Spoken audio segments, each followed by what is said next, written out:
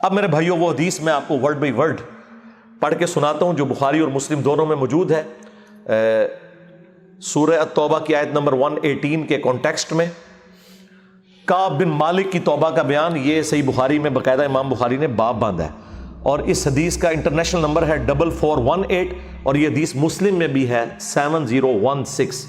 Word by word میں یہ حدیث بیان کروں گا کیونکہ اس کی رکت اسی میں ہے کہ میں اسے لفظ با لفظ بیان کروں, آپ اس تکلیف کا احساس کریں جس سے کعب بن مالک گزرے اور پھر الٹیمیٹلی ان کی توبہ قبول ہوئی, اور ایسی توبہ قبول ہوئی کہ قیامت تک قرآن میں ان کی توبہ کا ذکر ہے کہ اللہ نے قبول کی, اور اس کی وجہ سے اس سورت کا نام سورہ التوبہ ہے جب وہ غزوہ تبوک سے پیچھے رہ گئے. یہ ان کا بیٹا ہے عبداللہ, وہ اس حدیث کو بیان کرتا ہے. امام بخاری نے چند واسطوں سے ان کے بیٹے سے یہ حدیث لی ہے. وہ عبداللہ اور اس بیٹے کا ذکر امام بخاری نے کیا کہ جب کعب رضی اللہ تعالیٰ عنہ نابینا ہو گئے تو ان کے بیٹوں میں سے عبداللہ ہی تھا جو ان کو راستے میں پکڑ کر چلایا کرتا تھا, مسجد تک لے جاتا تھا. وہ عبداللہ بیان کرتا ہے کہ میں نے اپنے والد کعب بن مالک سے ان کے غزوہ تبوک میں شریک نہ ہو سکنے کا واقعہ سنا, تو انہوں نے بتایا کہ غزوہ تبوک کے سوا اور کسی غزوہ میں ایسا نہیں ہوا تھا کہ میں رسول اللہ کے ساتھ شریک نہ ہوا ہوں. البتہ غزوہ بدر میں بھی میں شریک نہ ہو سکا, لیکن جو لوگ غزوہ بدر میں شریک نہیں ہو سکے ان کے متعلق آپ صلی اللہ علیہ وآلہ وسلم نے کسی قسم کی ناراضگی کا اظہار نہیں فرمایا تھا کیونکہ وہ آپشنل تھا. وہ اب ذکر بھی آ رہا ہے کیونکہ آپ صلی اللہ علیہ وآلہ وسلم اس موقع پر صرف قریش کے قافلے کی تلاش میں نکلے تھے, لیکن راستے میں اللہ تعالیٰ کے حکم سے کسی پہلی تیاری کے باوجود اللہ تعالیٰ نے ان کو دشمنوں کے ساتھ ٹکروا دیا. وہ موزانہ طور پہ ہوا تھا کیونکہ وہ بدر کے لیے نکلے, ورنہ تو یہ بھی ساتھ شامل ہوتے. میں لیلہ عقبہ میں رسول اللہ کی خدمت میں حاضر ہوا تھا, یعنی وہ مدینہ کے لیے جو ہجرت کے لیے جن چند ساتھیوں نے انصار مدینہ نے راہ ہموار کی تھی ان میں یہ شامل تھے, جو نبی الاسلام کی زندگی کا ایک ٹرننگ پوائنٹ تھا, ایک آلٹرنیٹو بیس مل گیا. تو کہتے ہیں میں اس رات موجود تھا. یہ وہی رات ہے جس میں ہم نے مکہ میں اسلام کے لیے عہد کیا تھا, اور مجھے تو یہ غزوہ بدر سے بھی زیادہ عزیز ہے. اوئے ہوئے ہوئے. اگرچہ بدر کا لوگوں کی زبانوں پر چرچا زیادہ ہے, میرا واقعہ یہ ہے کہ میں اپنی زندگی میں کبھی اتنا قوی اور اتنا صاحب مال نہیں ہوا تھا جتنا غزوہ تبوک کے موقع پر, جبکہ میں آپ صلی اللہ علیہ وآلہ وسلم کے ساتھ تبوک کے غزوے میں شریک نہ ہو سکا. خدا کی قسم اس سے پہلے کبھی میرے پاس 2 اونٹ بھی جمع نہیں ہوئے تھے, لیکن اس موقع پر میرے پاس 2 اونٹ تھے. آپ صلی اللہ علیہ وآلہ وسلم جب کسی غزوے کے لیے تشریف لے جاتے تو آپ ذو معنی الفاظ استعمال کیا کرتے تھے, یعنی کوڈ ورڈز جن کے 2 معنی بنتے ہیں. وہ بخاری مسلم میں آیا کہ نبی الاسلام کہتے تھے کل ہم مشرق کی طرف جائیں گے, اور صحابہ کہتے ہیں ہم سمجھتے تھے کہ ہم نے مغرب کی طرف جانا ہے تاکہ جو منافقین ہیں وہ ہماری خبر لیک نہ کر سکیں. لیکن غزوہ تبوک وہ موقع تھا کہ گرمی بڑی سخت تھی, سفر بہت لمبا تھا, ریگستانی سفر تھا, اور دشمن کی فوج بھی کثرت سے تھی. رومن امپائر 700 کلومیٹر ریگستانی سفر, تمام مشکلات سامنے تھیں. اس لیے آپ صلی اللہ علیہ وآلہ وسلم نے مسلمانوں سے اس غزوے کے متعلق بہت تفصیل کے ساتھ بتا دیا تھا. یعنی یہ ظاہر ایک مشکل وقت تھا تو حضور نے کھول کے بیان کیا کہ بھائی ادھر ہی جا رہے ہیں. یعنی مطلب یہ ہے کہ جو یہ نعرے لگاتا ہے نا کہ غلامی رسول میں موت بھی قبول ہے اور ٹکٹ کٹا لے اپنا, تاکہ اس کے مطابق پوری طرح تیاری کر لیں. چنانچہ آپ صلی اللہ علیہ وآلہ وسلم نے اس کی سمت بھی نشاندہی کر دی جدھر سے آپ کا جانے کا ارادہ تھا. مسلمان بھی آپ علیہ السلام کے ساتھ بہت زیادہ تھے, اتنے کہ کسی رجسٹر میں سب کے ناموں کا لکھنا بہت مشکل تھا. کعب کہتے ہیں کہ کوئی بھی شخص اگر اس غزوے میں شریک نہ ہونا چاہتا تو وہ خیال کر سکتا تھا کہ اس کی غیر حاضری کا کسی کو پتہ نہیں چلے گا سوائے اس کے کہ اس کے متعلق وہی نازل ہو. تو حضرت کعب کا کیا عقیدہ تھا کہ نبی علیہ السلام ان کے صحابہ کے پاس علم غیب نہیں تھا جب تک کہ اللہ تعالیٰ وحی کے ذریعے نہ بتا دے. تو باب شاہی کوئی نہیں, ہاں ایسے میں بولا کہ نہ بولا, میرے نبی سا ہے ہی کوئی نہیں, تیرے باب شاہی کوئی نہیں. اور یہ عقیدہ صحابہ کا کہ علم غیب یہ ہے کہ اللہ بتائے. آپ صلی اللہ علیہ وآلہ وسلم جب اس غزوے کے لیے تشریف لے جا رہے تھے تو پھل پکنے کا زمانہ تھا اور سایہ میں بیٹھ کر لوگ آرام کرتے تھے. اچھا دیکھیں اللہ کی آزمائش کہ پھل پک کے تیار ہو جائے تو آپ نے ٹائملی اتارنا ہے, اگر آپ نے نہیں اتارا تو وہ تو آپ کی پورے سال کی اکانومی اس سے وابستہ ہے. اللہ نے عین اس ٹائم پہ آزما لیا کہ ٹھیک ہے اب تم نبی کے ساتھ جاؤ. اب بعد میں بھی بھوک نظر آ رہی ہے. کہتے ہیں لوگ بیٹھ کے نہ چوراہوں پہ یہی باتیں کرتے تھے. آپ صلی اللہ علیہ وآلہ وسلم بھی تیاریوں میں مصروف تھے اور آپ کے ساتھ مسلمان بھی، لیکن میں روزانہ سوچا کرتا تھا کہ کل سے میں بھی تیاری کروں گا. وہی جو آج کہتے ہیں جی کل تو انشاءاللہ داڑھی بھی رکھ لینی ہے، بس میرے بچیوں کے ہاتھ پیلے ہو جائے تو میں تو مسجد میں بیٹھا رہوں گا. یہ وہی چیز ہے، یہ ہر انسان پہ اسے طول عمل کہتے ہیں، لمبی امیدیں لگانا. میں روزانہ اسے ٹالتا رہا، مجھے اس کا یقین تھا کہ میں تیاری کر لوں گا، مجھے آسانیاں میسر تھی. یوں ہی وقت گزرتا رہا اور آخر لوگوں نے اپنی تیاریاں بھی مکمل کر لیں اور آپ صلی اللہ علیہ وآلہ وسلم مسلمانوں کو ساتھ لے کر روانہ بھی ہو گئے. اس وقت تک میں نے کوئی تیاری نہیں کی تھی. اس موقع پر میں نے اپنے دل کو یہی سمجھایا کل یا پرسوں تک تیاری کر لوں گا، پھر لشکر سے تیزی سے جا کر مل جاؤں گا. کوچ کے بعد دوسرے دن بھی میں نے تیاری کے لیے سوچا لیکن کچھ نہ ہو سکی. پھر تیسرے دن سوچا اور اس دن بھی کوئی تیاری نہ ہو سکی. اور یوں وقت گزرتا گیا اور اسلامی لشکر بہت آگے بڑھ گیا. غزوہ میں میرے شرکت کے لیے بات اب دور کی بات ہو گئی اور میں یہی ارادہ کرتا رہا کہ یہاں سے چل کر اب ان تک نہیں پہنچ سکوں گا. تھیندے تھی گیا. کاش میں نے ایسا کر لیا ہوتا، لیکن یہ میرے نصیب میں نہیں تھا. اچھا، جرم ہو جانے کے بعد آپ یہ کہہ سکتے ہیں میری تقدیر میں یہ لکھا تھا، پہلے نہیں. ہاں، وہ تو پھر اللہ پہ آپ بہتان مان دیں گے نا کہ میں نماز اس لیے نہیں پڑھ رہا کہ اللہ نے میرا مقدر کیا ہے کہ میں اگلی نماز نہ پڑھوں. نہ، ہاں بعد میں آپ کہہ سکتے ہیں کہ میری تقدیر میں لکھا تھا کہ میں اتنا بدبخت ہوں کہ میں نماز چھوڑوں گا، اور وہ چھوڑوں گا اپنی مرضی سے. اللہ نے تو اپنے علم سے فورسی کیا. آپ صلی اللہ علیہ وآلہ وسلم کے تشریف لے جانے کے بعد جب میں باہر نکلتا تو مجھے بڑا دکھ ہوتا، اوئے ہوئے، کیونکہ یا تو وہ لوگ نظر آتے تھے جن کے چہروں سے نفاق ٹپکتا تھا. ہاں، اب پیچھے رہنے والے تو وہ تھے جو ہے ہی منافقین تھے شکلوں سے، ٹھیک ہے، یا پھر وہ لوگ تھے جنہیں اللہ نے معذور اور ضعیف قرار دے کر معاف کر دیا تھا. وہ سورہ توبہ میں 92 نمبر آیت میں گزرا ہے نا کہ وہ لوگ پھر رسول اللہ سے اس حال میں واپس ہوتے ہیں کہ ان کی آنکھیں آنسوؤں سے تر ہوتی ہیں کہ نہ حضور انہیں کوئی سواری دے سکتے ہیں، غریب لوگ ہیں. اور وہ لوگ بھی جو مریض ہیں ان کو اللہ تعالیٰ نے اس حوالے سے چھٹکارا دے دیا. آپ صلی اللہ علیہ وآلہ وسلم نے میرے بارے میں کسی سے کچھ نہیں پوچھا، لیکن جب آپ تبوک پر پہنچے تو وہیں ایک مجلس میں آپ نے دریافت کیا کہ کعب نے کیا کیا. آپ نظروں میں تو تھا نا جی، خاص بندے جو ہوتے ہیں وہ نظروں میں تو ہوتے ہیں. یعنی یہ تو ایکسپیکٹ ہی نہیں نہ کیا جا سکتا کہ مین ٹیم ممبر پیچھے رہ جائے. تو اس سے اندازہ لگائے کہ حضرت کعب بن مالک کو چھوٹے بندے نہیں تھے. بنو سلمہ کے ایک صاحب نے کہا یا رسول اللہ اس کے غرور نے اسے آنے نہیں دیا. اس پر حضرت معاذ ابن جبل بولے تم نے بری بات کہی.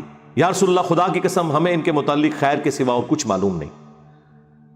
تو نبی علیہ السلام نے اس کے جواب میں کچھ نہیں فرمایا. دیکھیں انہوں نے پوری رپورٹ لی ہے پیچھے سے کہ کیا کچھ ہوتا رہا وہاں.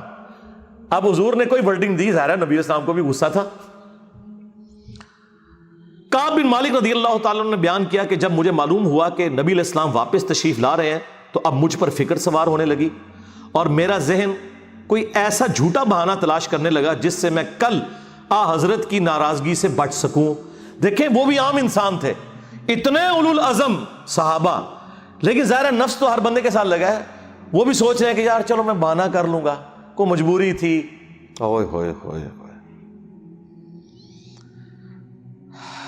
اپنے گھر کے ہر عقل مند آدمی سے اس کے متعلق میں نے مشورہ بھی کی، لیکن جب مجھے معلوم ہوا کہ نبی علیہ السلام مدینے سے بالکل قریب آ چکے ہیں تو غلط خیالات میرے ذہن سے بالکل نکل گئے اور مجھے یقین ہو گیا کہ اس معاملے میں جھوٹ بول کر اپنے آپ کو کسی طرح محفوظ نہیں کر سکتا.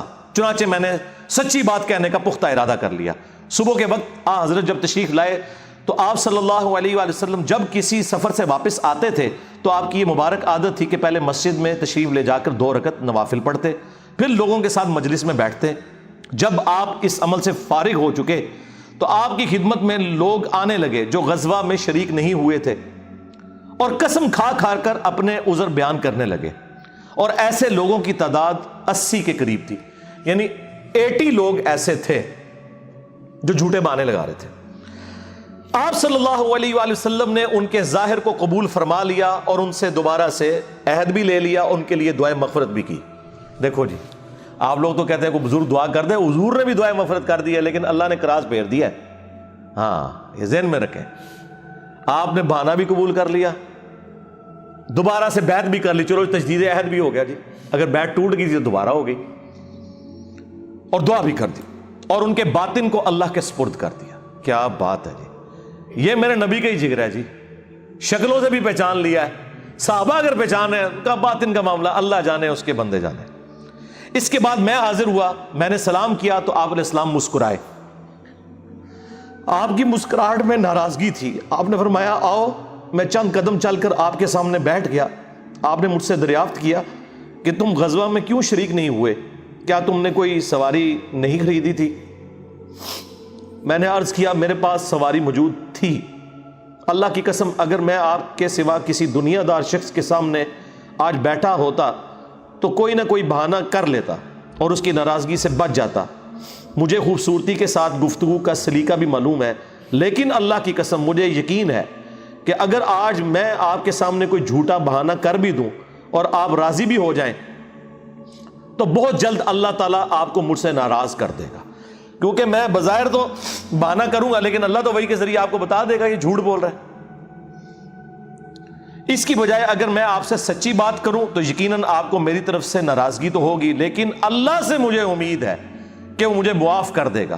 خدا کی قسم مجھے کوئی عذر نہیں تھا، اللہ کی قسم اس وقت سے پہلے میں کبھی اتنا آسودہ حال نہیں تھا، اور پھر بھی میں آپ کے ساتھ شریک نہ ہو سکا۔ نبی علیہ السلام نے فرمایا کہ اس نے سچی بات بتا دی، اچھا اب جاؤ یہاں تک کہ اللہ تمہارے بارے میں خود ہی کوئی فیصلہ کرے۔ میں اٹھ گیا اور میرے پیچھے بنو سلمہ کے کچھ لوگ بھی دوڑے آئے اور مجھ سے کہنے لگے اللہ کی قسم ہمیں تمہارے متعلق یہ معلوم نہیں تھا کہ اس سے پہلے تم نے کوئی گناہ کیا ہو، تم نے تو بڑی غلطی کی۔ آپ علیہ السلام کے سامنے ویسے ہی کوئی بہانہ کر دیتے جیسا کہ دوسرے لوگوں نے کیا، تمہارے گناہ کے لیے نبی علیہ السلام کا استغفار ہی کافی ہو جاتا، وہی جو کچھ بھی ہیں تیرے محبوب کی امت سے ہیں۔ لیکن سرکار یہ کعب بن مالک تھے، ان کو پتا تھا، اور مشورہ دینے والے بھی صاحب ہیں، دیکھو کیا مشورہ دے رہے ہیں کہ کو بہانہ کر لینا سی، حضور نے دعا کرنی سی۔ مینٹالٹی اس زمانے میں بھی اس طرح ہی تھی، یہ نہ سمجھیں آج کے لوگ ہی کہتے ہیں، اس زمانے میں بھی ڈھیلے مسلمان تو تھے، تو حضور نے لیے دعا کر دینی تھی۔ تو تو نے تو یہ کہا، اللہ کی قسم ان لوگوں نے مجھے اتنی ملامت کی کہ مجھے خیال آیا کہ واپس جا کر کوئی جھوٹا بہانہ کر ہی آؤں۔ اندازہ کرو ایڈا انہوں نے جناب انہوں نے کیتا کہ چلو ٹھیک ہے میں ان جا کے بہانہ کر لوں۔ پھر میں نے ان سے پوچھا کیا میرے علاوہ کسی اور نے بھی کوئی ایسا عذر بیان کیا ہے؟ تو انہوں نے بتایا کہ ہاں 2 حضرات اور ہیں جنہوں نے معذرت کی جس طرح تم نے کی، اور انہیں بھی وہی جواب ملا جو تمہیں ملا۔ میں نے پوچھا وہ کون ہے؟ تو انہوں نے بتایا کہ مرارہ بن ربیع اور ہلال بن امیہ رضی اللہ عنہما، ان 2 ایسے صحابہ کا نام انہوں نے لے دیا جو صالح تھے اور اصحاب بدر بھی تھے، ان کا طرز عمل میرے لیے نمونہ بن گیا۔ انہوں نے کہا اگر یہ 2 بدری صحابی بھی ان کے ساتھ بھی یہی کچھ ہوا ہے نا تو میں اچھے لوگوں کی فہرست میں اب شامل ہو جاؤں، میں اب پکا رہوں۔ ان کا طرز عمل میرے لیے نمونہ بن گیا۔ چنانچہ انہوں نے جب ان بزرگوں کا نام لیا تو میں اپنے گھر چلا آیا۔ آپ علیہ السلام نے لوگوں کو ہم سے بات چیت کرنے سے ممانعت کر دی۔ لو جی سوشل بائیکاٹ ہو گیا۔ اللہ اکبر۔ بہت سے لوگ جو غزوے میں شریک نہیں ہوئے تھے ان میں سے صرف ہم 3 تھے، لوگ ہم سے الگ رہنے لگے اور سب لوگ بدل گئے۔ ایسا نظر آتا تھا کہ ہم سے ساری دنیا بدل گئی ہے، ہمارا اس سے کوئی واسطہ ہی نہیں۔ 50 دن تک ہم اسی حال میں رہے۔ میرے 2 ساتھیوں نے تو اپنے گھروں سے نکلنا ہی چھوڑ دیا، ہر وقت روتے رہتے تھے، لیکن میرے اندر ہمت تھی، میں باہر نکلتا تھا، مسلمانوں کے ساتھ نماز میں بھی شریک ہوتا تھا اور بازاروں میں بھی گھومتا تھا، لیکن کوئی شخص مجھ سے بولتا نہیں تھا۔ میں نبی علیہ السلام کی خدمت میں بھی حاضر ہوتا، آپ کو سلام بھی کرتا۔ جب آپ نماز کے بعد مجلس میں بیٹھتے تو میں اس کی جستجو میں لگا رہتا کہ دیکھوں سلام کا جواب دیتے ہیں یا نہیں، اور میری نظر حضور کے ہونٹوں کی طرف ہوتی کہ جواب میں ہلے یا نہیں۔ کنکھیوں سے دیکھتے رہتے اب حضور جواب بھی نہیں دے رہے۔ پھر میں کوشش کرتا کہ آپ کے قریب ہی نماز پڑھوں، اور میں آپ کو کنکھیوں سے دیکھتا رہتا ایسے کر کے۔ جب میں اپنی نماز میں مشغول ہو جاتا تو رسول اللہ میری طرف دیکھتے، لیکن جو ہی میں آپ کی طرف دیکھتا تو آپ رخ انور پھیر لیتے۔ ظاہر ہے حضور کو بھی تو محبت تھی اپنے صحاب کے ساتھ، حضور دیکھتے تھے، وہ جب یعنی اپنی ناراضگی کا اظہار وہ اگر نماز میں بھی حضور کی طرف دیکھ رہے ہیں تو حضور چہرہ انور پھیر لیتے۔ تو میں ایک دن ابو قتادہ کے باغ کی دیوار پر چڑھ گیا، وہ میرے چچا زاد بھائی تھے اور مجھے ان سے بہت گہرا تعلق تھا۔ میں نے انہیں سلام کیا، لیکن اللہ کی قسم انہوں نے بھی میرے سلام کا جواب نہیں دیا۔ میں نے کہا ابو قتادہ تمہیں اللہ کی قسم کیا تم نہیں جانتے کہ اللہ اور اس کا رسول سے مجھے کتنی محبت ہے؟ انہوں نے کوئی جواب نہیں دیا. میں نے دوبارہ ان سے یہی سوال کیا, اللہ کی قسم دے کر پوچھا, لیکن وہ پھر بھی خاموش رہے. میں نے پھر اللہ کا واسطہ دے کر ان سے سوال کیا. اس مرتبہ انہوں نے صرف اتنا کہا, اللہ اور اس کا رسول زیادہ بہتر جانتے ہیں. دیکھیں جی اس بات کا جواب انہوں نے کہا, بھائی اللہ کے نبی نے منع کیا ہے, اب بائی کاٹ ہے تیرا. اللہ اکبر. اس پر میرے آنسو پھوٹ پڑے. میں واپس چلا آیا اور دیوار پر چڑھ کر نیچے باہر اترا. پھر وہ بیان کرتے ہیں کہ ایک دن مدینہ کے بازار میں جا رہا تھا کہ شام کا ایک کاشتکار جو کہ غلہ بیچنے مدینہ آیا تھا پوچھ رہا تھا کعب بن مالک کہاں رہتے ہیں. لوگوں نے میری طرف اشارہ کیا, وہ میرے پاس آیا اور غسان جو بادشاہ تھا رومن امپائر کا, اس کا ایک خط مجھے دیا.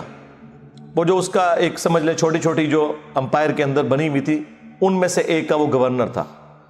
اس خط میں لکھا تھا کہ مجھے معلوم ہوا ہے کہ تمہارے صاحب یعنی رسول اللہ صلی اللہ علیہ وآلہ وسلم نے تمہارے ساتھ زیادتی کی ہے, نعوذ باللہ. اللہ نے تمہیں کوئی ذلیل ہونے کے لیے پیدا تو نہیں کیا کہ تمہارا حق ضائع کیا جائے. تم ہمارے پاس آ جاؤ, ہم تمہارے ساتھ بہتر سلوک کریں گے. یعنی دشمن کی فوج کے ہیڈ کی طرف سے خط آیا. جب میں نے یہ خط پڑھا تو میں نے کہا کہ ایک اور امتحان آ گیا. اچھا جی سرکار, ایک خط کسی اور کو لایا ہو کہ جی اے دیکھ لو یا رسول اللہ منو تے بڑی آفر جے. یہاں لوگ دنیا دار لوگ ہی کرتے ہیں نا جی, مجھے فلاں جگہ سے آفر ہو رہی ہے. لیکن جو اہل ایمان ہے وہ تو کہتے ہیں کہ یار میں اس لیول پہ گر گیا ہوں کہ اب کافر بھی مجھے بلا رہے ہیں. انہوں نے یہ رزلٹ نکالا, چونکہ مومن تھے نا. میں نے اس خط کو تندور میں جلا دیا. ان 50 دنوں میں سے جب 40 دن گزر گئے تو نبی علیہ السلام کا ایلچی میرے پاس آیا اور اس نے کہا کہ رسول اللہ نے حکم دیا ہے کہ اپنی بیوی کے قریب نہ جاؤ. میں نے پوچھا میں اسے طلاق دے دوں یا پھر مجھے کیا کرنا ہے؟ تو انہوں نے کہا نہیں, طلاق نہیں دینی, صرف جدا ہو جاؤ.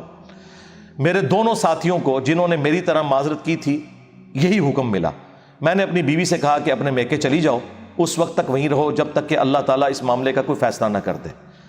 کعب کہتے ہیں کہ ہلال بن امیہ کی بیوی رسول اللہ کی خدمت میں حاضر ہوئی اور عرض کیا یا رسول اللہ وہ تو بہت بوڑھے اور کمزور ہیں, ان کے پاس کوئی خادم بھی نہیں, کیا اگر میں ان کی خدمت کر دیا کروں تو آپ ناپسند تو نہیں فرمائیں گے؟ بیوی دیکھو جی, بیوی خامد کو کچھ سمجھ نہیں رہی, رسول اللہ سے جا کے پوچھ رہی ہے صلی اللہ علیہ وسلم. تو نبی اسلام نے فرمایا صرف وہ تم سے صحبت نہ کریں. انہوں نے عرض کیا اللہ کی قسم وہ تو کسی چیز کے لیے حرکت ہی نہیں کر رہے. جب سے آپ ان سے ناراض ہوئے ہیں وہ دن اور آج کا دن ان کے آنسو تھمنے میں نہیں آتے. میرے گھر کے بعض لوگوں نے کہا کہ جس طرح ہلال بن امیہ کی بیوی نے ان کے لیے اجازت لے لی تو آپ بھی جا کے اجازت لے لیں. اب دیکھیں لوگ مشورے دے رہے ہیں. میں نے کہا خدا کی قسم میں اس کے لیے رسول اللہ سے اجازت نہیں لوں گا. میں جوان ہوں, معلوم نہیں جب اجازت لینے جاؤں تو حضور کیا فرما دیں. ان کو یہ بھی خطرہ تھا کہ میں یہ جاؤں تو یہ نہ ہو کہ حضور اور ناراض ہو جائیں, اگر کوئی چانس بھی ہے نا بچنے کے تو وہ بھی ختم ہو جائیں. دیکھیں نہیں کتنا گاڈ اورینٹڈ بندہ ہے جی, اللہ اکبر. اس طرح 10 دن اور گزر گئے. جب رسول اللہ صلی اللہ علیہ وآلہ وسلم نے ہمیں بات چیت کرنے کی ممانعت فرمائی تھی, اس کو 50 دن پورے ہو گئے. 50ویں رات کی صبح کو جب میں فجر کی نماز پڑھ چکا اور اپنے گھر کی چھت پر بیٹھا ہوا تھا, اس طرح جیسا کہ اللہ تعالیٰ نے ذکر کیا وہ ہم آیت پڑھ چکے ہیں, سورہ توبہ کی آیت نمبر 118, جس میں تھا نا کہ زمین وسعت کے باوجود تنگ ہو گئی اور ان کا دم گھٹنے والا تھا. میرا دم گھٹ رہا تھا, زمین اپنی تمام وسعتوں کے باوجود میرے لیے تنگ ہوتی جا رہی تھی. میں نے ایک پکارنے والے کی پکار سنی جو سلع کی پہاڑی پر چڑھ کر بلند آواز سے کہہ رہا تھا اے کعب بن مالک تمہیں بشارت ہو, اے کعب بن مالک تمہیں بشارت ہو. انہوں نے بیان کیا کہ یہ سنتے ہی میں سجدے میں گر پڑا اور مجھے یقین ہو گیا کہ اب اللہ کی طرف سے فراخی ہو جائے گی. فجر کی نماز کے بعد رسول اللہ صلی اللہ علیہ وآلہ وسلم نے اللہ کی بارگاہ میں ہماری توبہ کی قبولیت کا اعلان کر دیا. لوگ میرے پاس بشارت دینے کے لیے آنے لگے اور میرے 2 ساتھیوں کو بھی جا کر بشارت دی. ایک صاحب زبیر بن عوام اپنا گھوڑا دوڑاتے ہوئے آئے. ادھر قبیلہ اسلم کے ایک صحابی نے پہاڑی پر چڑھ کر آواز دی اور وہ آواز گھوڑے سے زیادہ تیز تھی. جن صحابی نے پہاڑی سے آواز دی تھی جب وہ میرے پاس بشارت دینے آئے تو میں نے اپنے دونوں کپڑے اتار کر بشارت کی خوشی میں انہیں دے دیے. اللہ کی قسم اس وقت ان 2 کپڑوں کے سوا دینے کے لیے میرے پاس اور کچھ نہ تھا.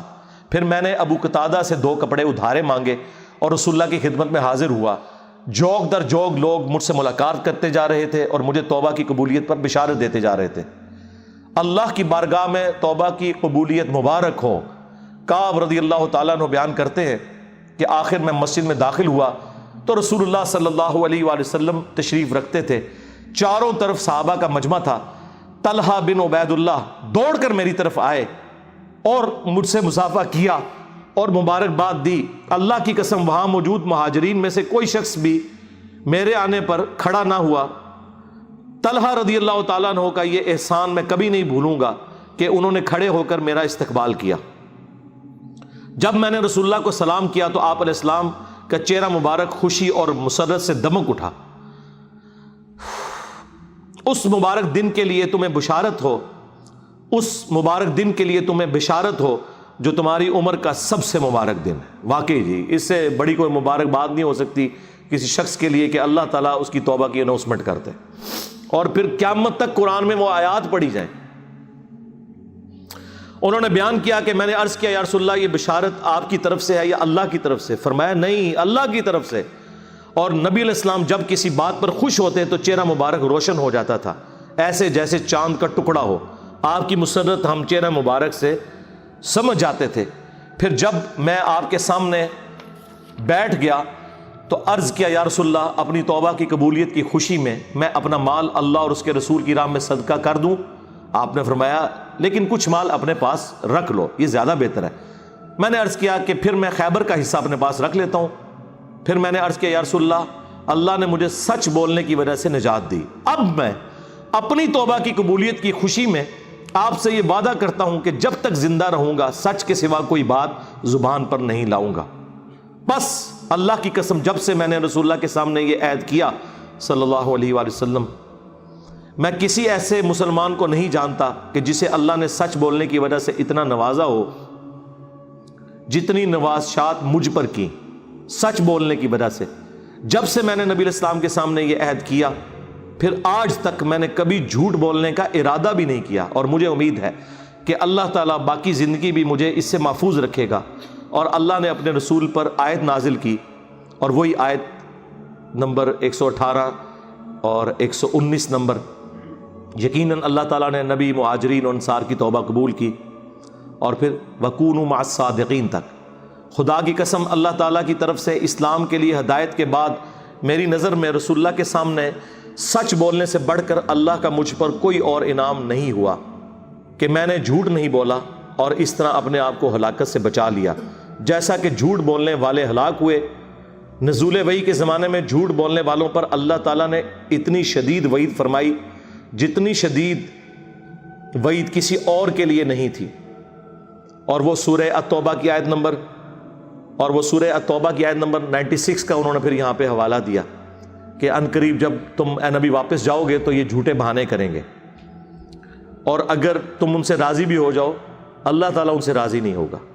کعب کہتے ہیں کہ چنانچہ ہم 3 ان لوگوں کے معاملے سے جدا رہے جنہوں نے رسول اللہ کے سامنے جھوٹی قسمیں کھائی تھیں اور آپ نے ان کی بات مان بھی لی تھی اور ان سے بیعت بھی لے لی اور ان کے لیے دعائے مغفرت بھی کی۔ ہمارا معاملہ رسول اللہ نے چھوڑ دیا اور اللہ نے خود اس کا فیصلہ کیا، اور پھر اللہ تعالیٰ نے یہ آیت نازل کی جو ہم نے یہ پڑھی سورہ التوبہ کی آیت نمبر 118، وَعَلَى الثَّلَاثَةِ الَّذِينَ خُلِّفُوا حَتَّى إِذَا ضَاقَتْ عَلَيْهِمُ الْأَرْضُ بِمَا رَحُبَتْ وَضَاقَتْ عَلَيْهِمْ أَنفُسُهُمْ وَظَنُّوا أَن لَّا مَلْجَأَ مِنَ اللَّهِ إِلَّا إِلَيْهِ ثُمَّ تَابَ عَلَيْهِمْ لِيَتُوبُوا إِنَّ اللَّهَ هُوَ التَّوَّابُ الرَّحِيمُ۔